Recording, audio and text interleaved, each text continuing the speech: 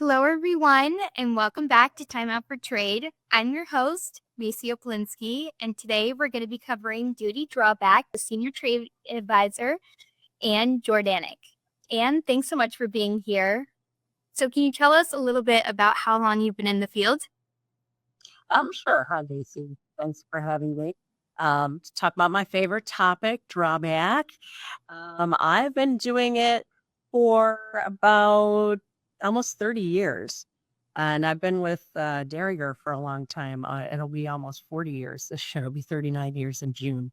So I have been doing drawback for quite a while. Have a lot of experience in it, a lot of knowledge. I still feel like I'm learning because it's so complex, but I enjoy doing what I do because I get to send people refunds instead of just invoices. Awesome. Well, we're happy to have you here. Could you start off with giving us a little bit of info? What exactly is duty drawback? Sure. Duty drawback is a refund of duties that's paid on imported material that is subsequently exported out of the country. And that can be either in an unused state or manufactured. And it's not a well-known program. I don't know if you know this, but not a lot of companies are familiar with it. So I'm still talking to companies every day that have not been involved in the drawback process in the past. It's estimated that only really 20% of the duties that could be recoverable under drawback are, and it's really due to lack of awareness, the complexity, and there is some additional risks of audit by U.S. Customs specifically for the drawback process. Could you explain the difference between the different types of duty drawback? Sure. So there's manufacturing, there's unused and rejected merchandise.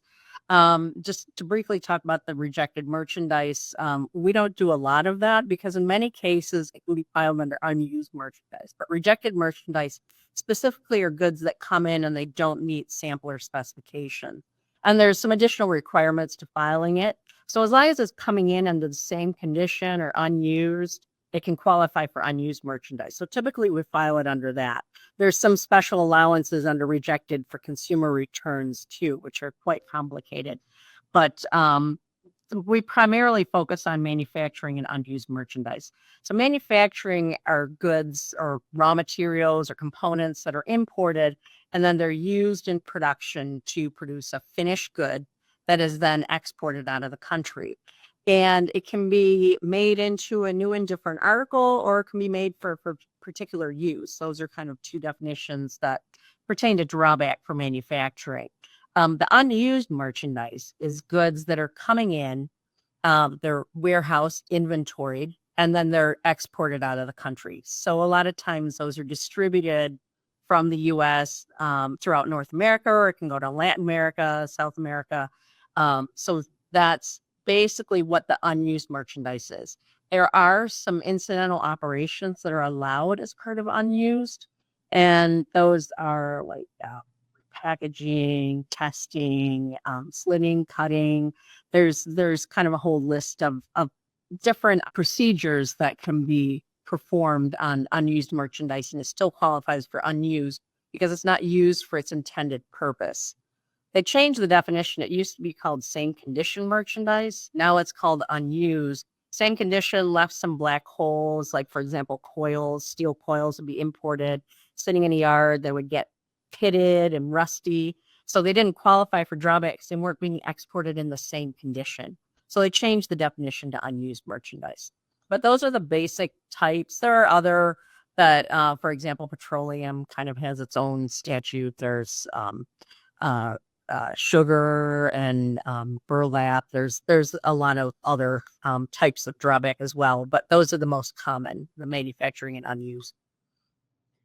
And with the fluctuation of all the tariffs going on right now, what rates can people go after, or what are they going after right now? Sure. So for China specifically, we have the original Section 301 duties that were applied back in 2018. And now, most recently, we have the reciprocal. And that's not only China, that's basically all countries have an additional 10% that's been applied that we can go after for drawback. The duties that are not allowed are the Section 232s and the first IEEPA tariffs.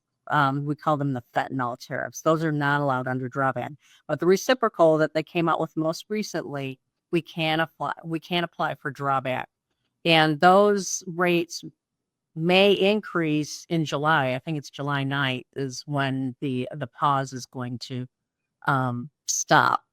It's really going to depend on what countries negotiate better trade deals with the Trump administration as to how those rates are going to be affected. But we will be able to file drawback on those if they do increase above the 10%.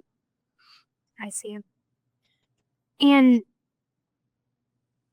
what is the time frame in which you can claim? Okay. Drawback is allowed up to 5 years back to the date of import. And that is 5 years prior to the date of claim. So the date that we file the claim, imports that can be designated on that claim can be up to 5 years prior to that. So it's kind of a moving target. If you're starting a new project and you're filing a claim today, you can file an imports back to May 22nd, 2020.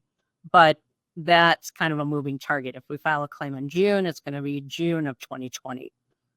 So people have to be aware of that. One of the problems with going back 5 years, though, if you're starting a new program, is that the record retention period. The record retention period is for 3 years after liquidation of a drawback claim, which can put out your record retention 8 years or more, like if you're going back 5 years. So I just like to caution people about that. You always want to make sure that the records are going to be available for that length of time should customs audit at any time. What's the expected recovery of these claims? Is it going to be similar? Well, the recovery, it really depends on the company, how much they're paying in import duties, what types of duties, make sure it's available for drawback, and then how much of those goods are being exported. Drawback is an export incentive program. So we want to make sure all those elements are taken into consideration when the drawback calculation or estimate is calculated. What I usually recommend to companies is that they look at how much duty they're paying annually. So if they're paying like $1 million annually in duty, and then look at your export volume. So say they're exporting 10% of their product, their rough estimate drawback recovery would be about $100,000. So that's how I usually get people to estimate how their recovery could be.